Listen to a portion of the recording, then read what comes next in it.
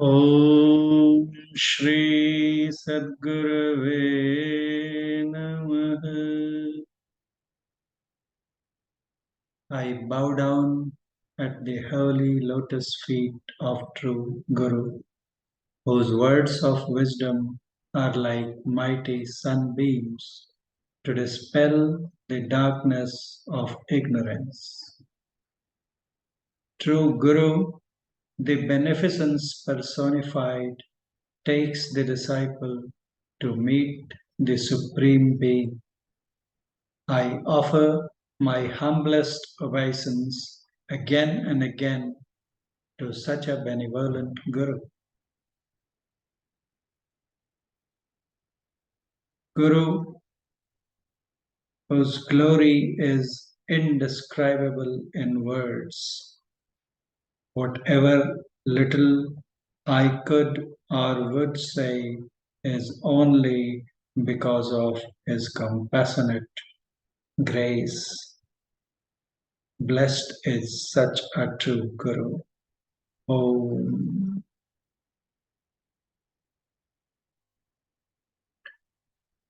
Hello, viewers.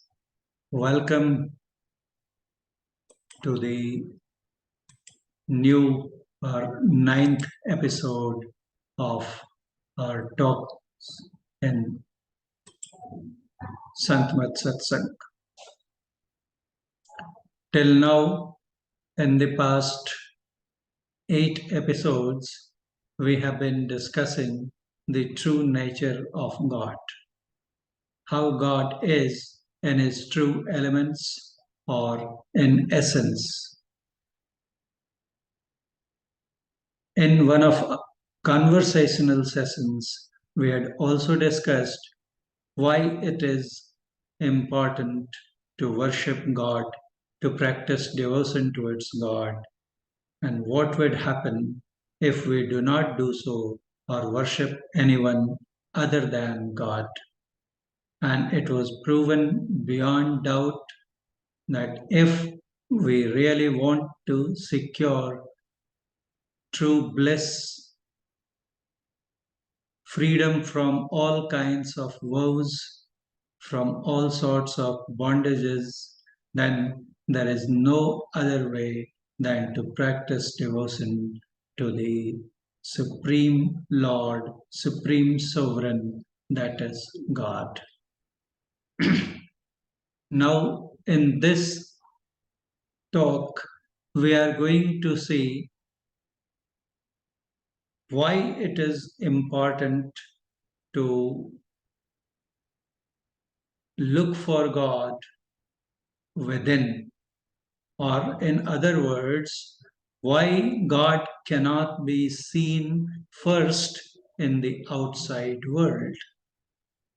If we make attempts to find him in the outside world, why they are going to meet with failure. This is going to be the topic of our today's talk.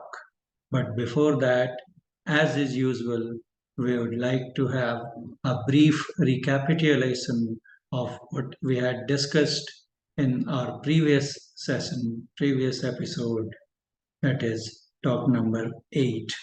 So I'll share my screen so that we could have a look at whatever we had gone through in our previous discussion. Just a minute.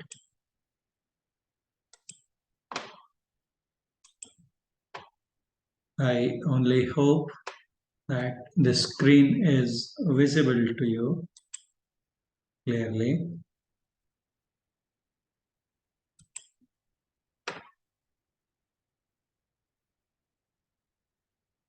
As usual, this is our scope recapitulation of 8th part, and then we go on to discuss why God cannot be seen in, sorry, this is a typing mistake, not our side, it should be outside world.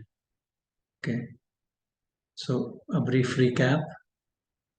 We had seen in the previous lesson that God is one who needs no support. He doesn't need to rest on anything else. He does not require to seek support of any other being, any other entity, which is the natural property of everything else, everything other than God. We had seen with the help of a number of examples that whatever exists in this creation, it rests on certain support. Like we rest on the earth seeks its support in sun, who is the fulcrum of its existence. Similarly, its own planet, moon, is dependent upon the earth, and so is the whole solar system, which has got its focus in the Milky Way galaxy. And similarly, if we go on looking around ourselves, we'll find that there is nothing that does not need a support of one kind or another. It is the God alone who is without a support, because God in his true elements is all pervading, and nothing apart from him exists. Nothing existed before him, and therefore there is simply nothing which can lend support to God. So he is his own support, his own solace. And we had also seen that he is beyond relativity, because the very term relativity uh, presupposes the existence of two. Something is hotter or colder, or say smaller, taller, bigger, etc. Okay, all these things require two. That is, relativity presupposes duality, whereas God is one without second. He is a non-dual entity, and therefore there cannot be any relativity as far as God is concerned. We had also seen that he is omnipotent, he is a universal ruler, simply because everything, anything and everything is contained within infinity. Nothing could protrude beyond, extend beyond infinity. Whatever exists, it has to be well within infinity, and that which is within something is bound to be controlled by the other one which envelops it or contains it. So, in that sense, God is known as Ishvara, Ish, or ruler. He controls everything, He regulates everything. Everything is created by Him, within Him, and is run by Him, and dissolves finally into Him, dissolves back into Him. So he is the universal ruler, supreme sovereign. We had also seen that he is beyond both asat and sat. Sat, which is real, unchanging, sentient or conscious, attributeless, and of higher order.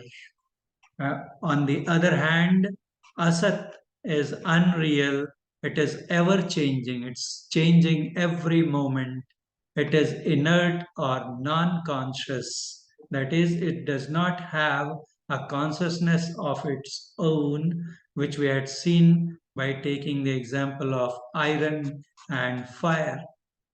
Iron is cold, black in color. Fire is red and hot. But the iron, when it comes into contact with, association with fire, it acquires the properties of fire. It takes on the color of fire, it takes on the heat and light that is exuded by fire. We can find that iron, which has been kept for an extended period in the company of fire, also becomes red hot. It emits heat, it emits light. So it acquires all the properties of fire as if it itself has become fire. But that property or that condition or state stays only so long as it is in contact with, in company with fire. If we take it out of fire, if its contact is detached, then we find that after certain time it will regain its original properties. So though it created an illusion of being fire itself, it was not so, because inherently it is something else and it just looked like fire. For a time being, it acquired the property of fire because of association with the latter. So, asat similarly does not have a consciousness of its own that is lent to it. It borrows from Sat, in whose company it is there. So long as Asat is existing with Sat or Sat is permeating it, it appears to be behaving like a conscious one, like our bodies. They behave like conscious beings because we can see with this body, we can hear with this body, we can touch with the body, we can smell with the body, we can taste with the body. So all the properties of consciousness are seen, are found in this body, which is otherwise inherently an inert and insentient one. And all these properties are found to be existing in this body, inert body, asat, only so long as that sat is indwelling it. The moment it leaves this, then it becomes just like a piece of dead wood, log of wood. So therefore, broadly, the whole nature. This is not true only in respect of our bodies. It is true even in respect of the say layers or planes of nature. So broadly, we had seen the whole creation could be divided into two: conscious sphere, plane, or realm. On the other hand, we have non conscious, inert, insentient sphere, plane, or realm. Conscious sphere is marked by attributelessness, constancy, changelessness, and non conscious nature, on the other hand, is attributed. It is all the time changing. One thing which is common to both of them is that both are finite. Okay, none of them is infinite, and both must end. That is, they have got their beginning as well as end. So, this is what is common to both of them. But say what distinguishes one from the other are these properties. Whereas God, which is say indwelling, present in permeating, pervading all these layers of creation, conscious as well as non conscious. These are some of the subdivisions of this, major subdivisions of this non conscious nature. We had seen the upper layer is equilibrial in nature, where all the three attributes they exist in a state of equilibrium, and it is known as supracausal nature. Whereas the lower three say parts of it are known as causal, astral, and gross, and they are non-equilibrium. That is, say we find that there is an imbalance in the proportion of the attributes which are found in them.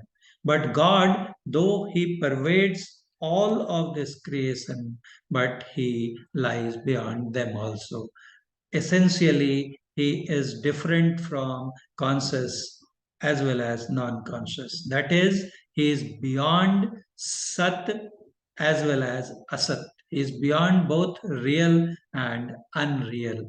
This we had seen in the previous lecture.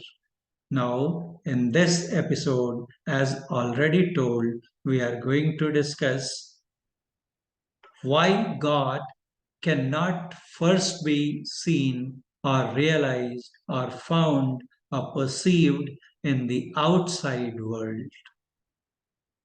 Okay. What is the base of this? Why we are discussing this?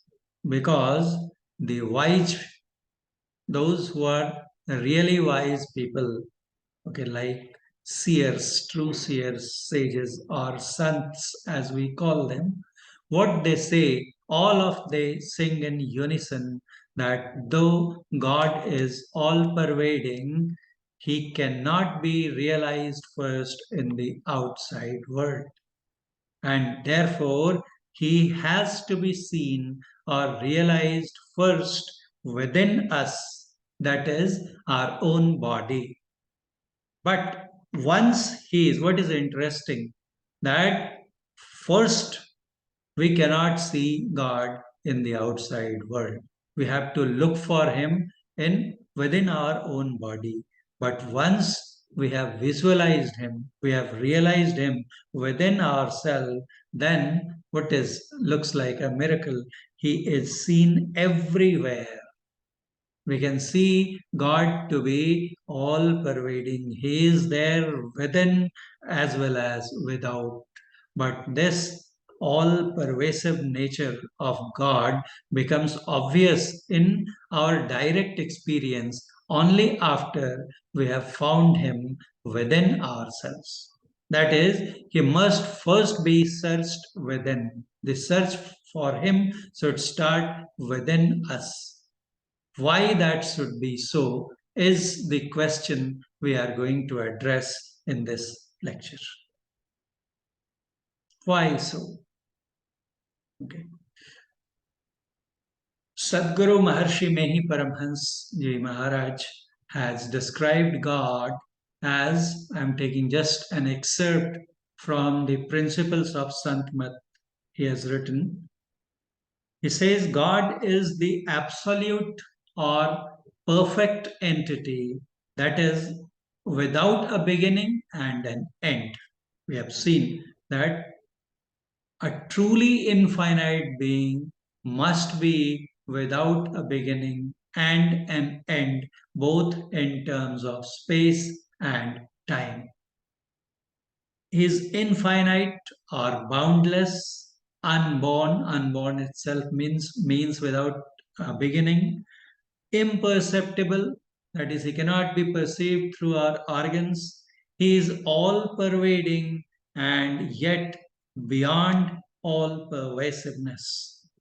We had dwelt upon this also in our previous lecture, that though he pervades everywhere, everything, every being, but still he is beyond pervasiveness. Why so? We had seen that the very property of pervasiveness, its connotation presupposes duality or multiplicity. That is, if pervasiveness has to be there, then there must be at least two, one which pervades and the other one which gets pervaded. So therefore, pervasiveness applies only so long as duality exists. And when we move beyond all kinds of nature, all the layers of nature, planes of nature, then what we are left with is God in His true elements. And there, nothing other than God exists. And therefore, who will pervade whom is the question. Because there is simply nothing to be pervaded, the very concept, the very idea of pervasiveness ceases to exist, loses its relevance, and therefore, in that sense, God is said to be beyond pervasiveness. Though He is pervading insofar as anything and everything is pervaded by Him. Okay, so this we had seen. Now we move on to our topic that if God is all pervading and beyond all pervasiveness, as sants, wise beings say, then we must also understand that this pervasiveness assumes existence of two, pervader and pervaded. And the pervader has to be subtler, finer than the pervaded. That is, if water pervades soil, it is possible, it becomes possible only because water is subtler than the soil. So therefore, this is a common concept. Air is dissolved and it permeates through water also. Why so? Because air is subtler than water. Similarly, space, empty space is to be found everywhere. So it's all pervading so far as this gross universe is concerned. Okay, so uh, why space is all pervading? Because it is the subtlest of the five elements that we know: space, air, heat or fire, water, and soil. So that which pervades essentially, compulsorily has to be subtler than that which gets pervaded. So, as we saw just now, that space or sky is pervading all other four elements because it is the subtlest of them all. Now, when we say God is all pervading, then what does it imply? It implies that God has to be the subtlest of all. Because he pervades all, therefore, he has to be subtler than all that exists or could exist now or at any point of time in future. There was nothing subtler than him. There is nothing subtler than him, and there will never be anything subtler than him. He is all time subtlest, and therefore that who pervades everything has to be the subtlest. So God is the subtlest of all. This is established beyond any kind of doubt. Okay.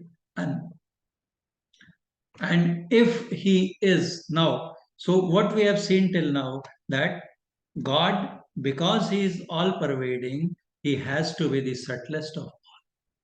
Now, when we say God is infinite, God is all pervading, then often a question is put that if He is all pervading, if He is, say, present everywhere, then why not here in the outside world? What they ask is that if He is everywhere, then why can't He be found or seen or perceived in the outside world?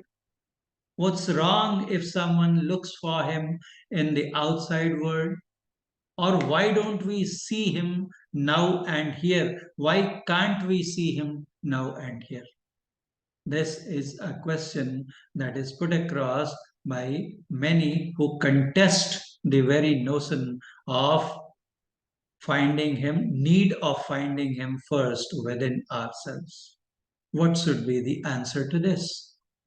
Because this appears to be very valid and convincing question, that if he is there everywhere, then he must be here also in the outside world also. Why can't we find him here? Why should I say, if we try to find him here, then people say, oh fools, why you look for him? Why you loiter in his search here and there in woods and waters? You look within yourselves. You don't have to go anywhere. You just stay where you are and search for him within yourselves. Why so? Why we can't find him in the outside world? Because he is very much there outside also. Then the answer to this will be, the two things could be said. Okay.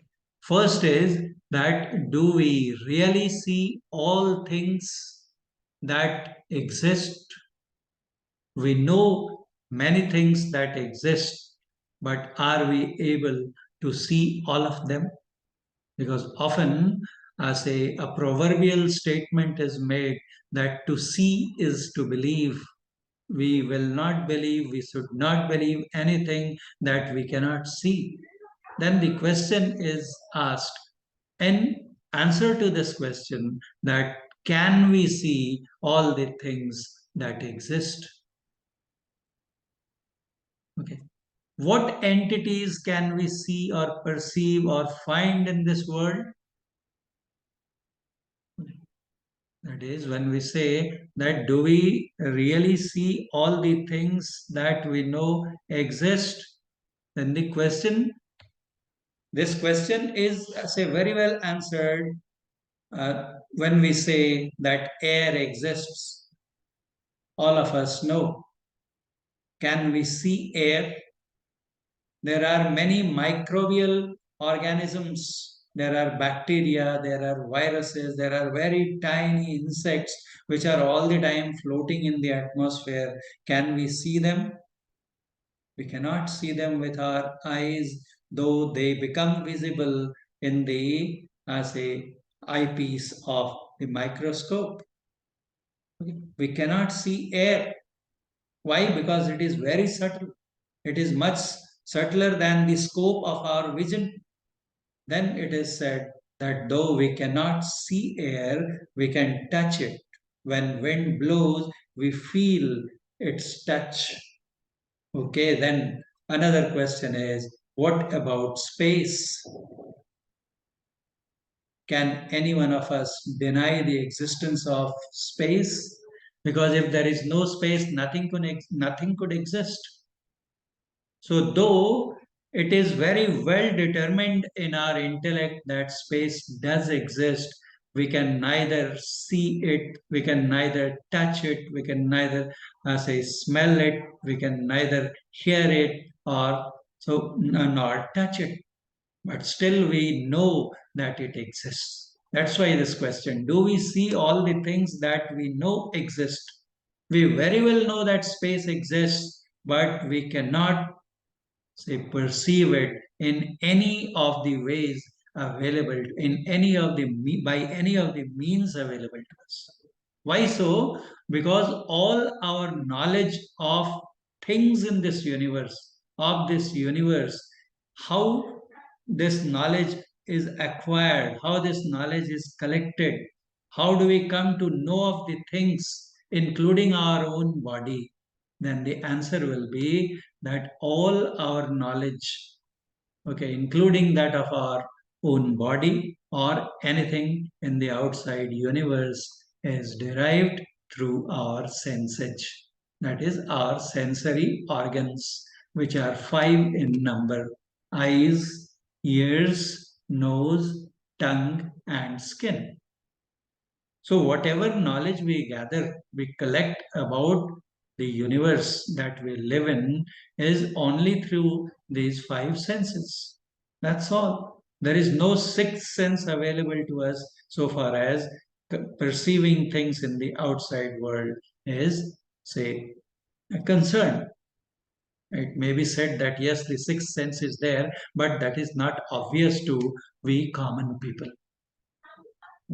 So we have only five sensory organs, and all our knowledge of the universe, including that of our own body, is acquired through these very five senses.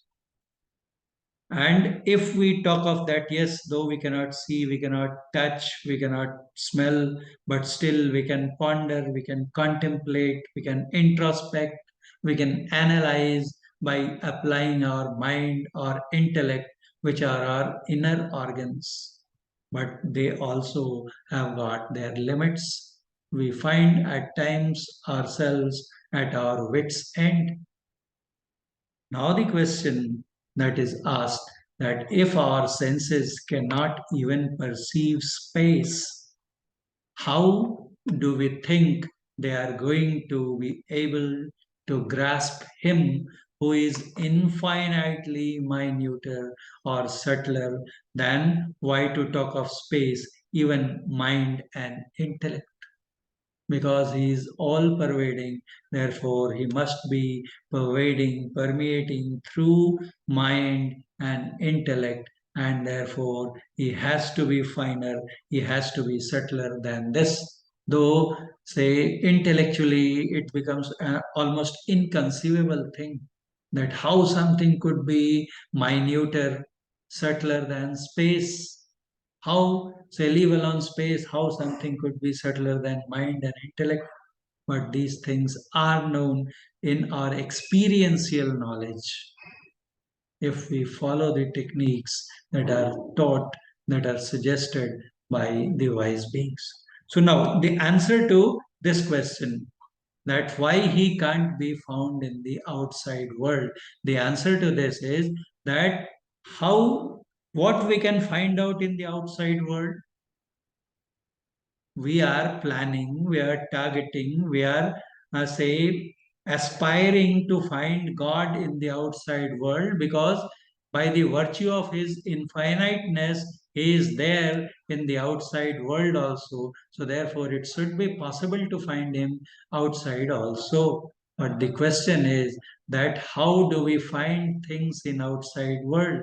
And the answer we have seen, that our knowledge of the outside world depends on our senses, our sensory organs, which are very, very limited in nature.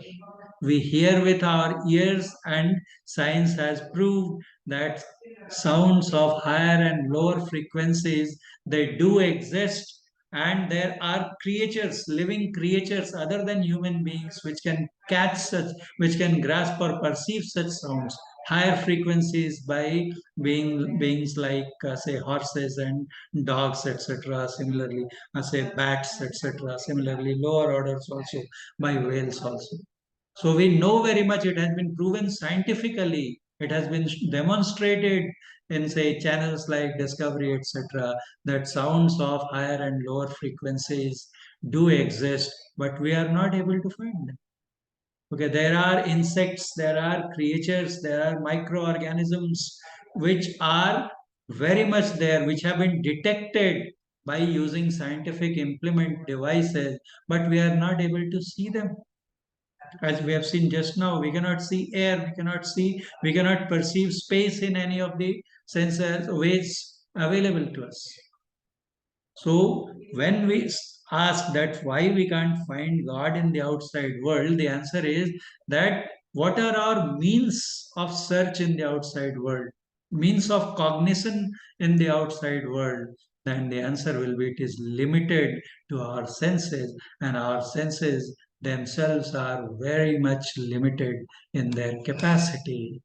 And if they cannot perceive even space or air, how do we suppose, how do we think that they can grasp God, who is the minutest, who is the subtlest? Maharshi Mehi Paramhansji Maharaj would describe this with a beautiful analogy. He said that, see, there are two types of clocks. One is known as wall clock, and another is wristwatch. Both are timekeeping devices which, say, tell us, which keep time and inform us about the current time. Okay, their purpose is the same, even their parts are more or less same, their construction is very much similar, so they are very much similar to each other. The only difference is that this is much bigger, wall clock is much bigger in comparison to the wristwatch. The parts that they contain are also very much similar to each other. But if we have to repair, or if we have to assemble or fit a wall clock, then the tools, that some certain tools we would be requiring, for example, screwdrivers. Okay. Now, can we use the screwdriver that is meant for fitting the parts of a wall clock to fit the parts of wristwatch? The answer will be a definite no. Why so? Why? Because the parts are very much similar in nature. Still, why we can't use the screwdriver that, say, meant for wall clock to, or for a wristwatch? The answer would be that the screwdriver or the other tools used for wall clock are too big, too gross. Whereas the wristwatch is very small and therefore it will need smaller or finer tools, screwdrivers, or other implements. So therefore, if we want to apply the tools which are meant for, say, operating or fitting a wall clock, cannot be used for fitting or disassembling or assembling a wristwatch. The same type of answer could be said that if we want to find God, who is the subtlest of all, he cannot be found by the tools meant for the wall clock, that is the outside world.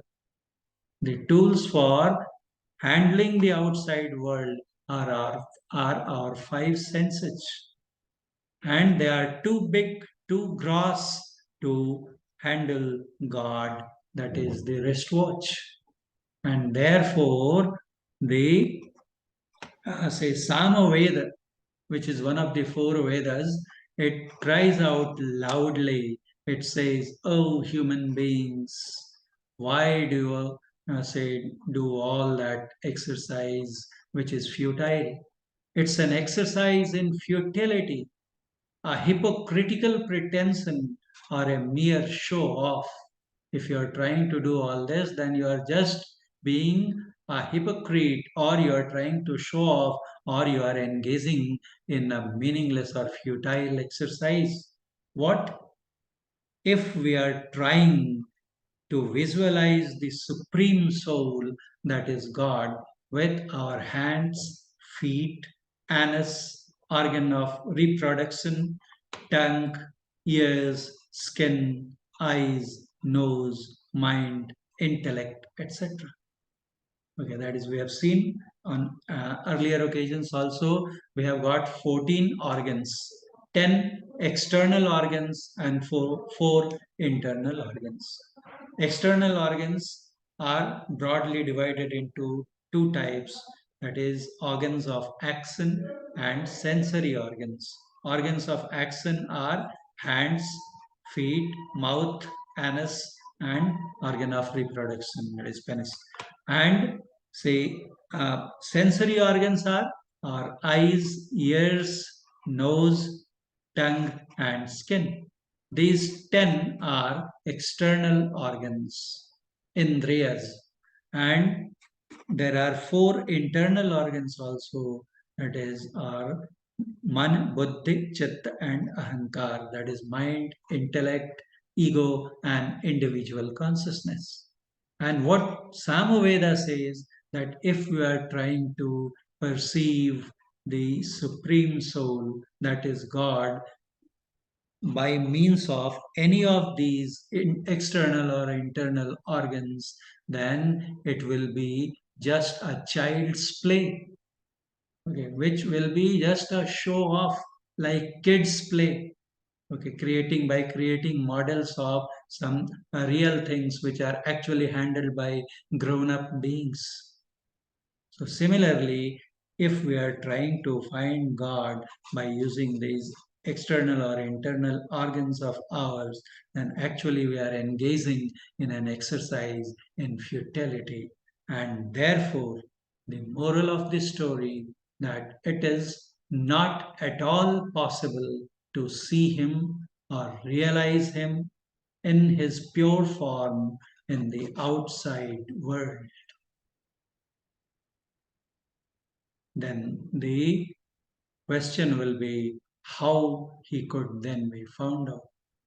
That is, if he cannot be found outside, if all our efforts, if all our endeavors in the outside world are going to prove futile, then what should we do?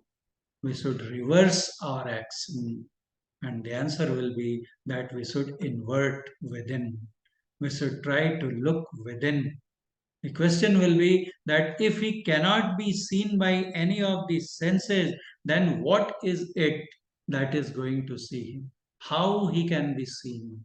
So in the next lecture, we will try to address this question, that if not in the outside world, if we have to look for him in the as a within ourselves, then who, how, why, and where can see. Okay.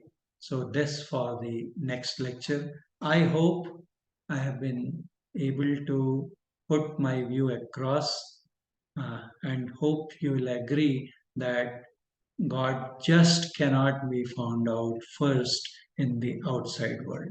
We'll try to see how he could be found out inside or within us, and what should be the method of that, who will be able to do that, all these things, and why once he is seen outside, he will be visible. Say inside, he will be visible outside also. So, all that for subsequent lectures. Uh, I thank you one and all for giving a patient listening. We'll meet very soon in the next talk. In the meanwhile, if you have anything to comment, if you have anything you find lacking in this lecture, or if you have your queries or clarifications, you are most welcome to do so in the comment box. I thank each one of you. Jai Guru, Vaheguru, Radha Swami, Satya Ram Sa, Namaste. Om.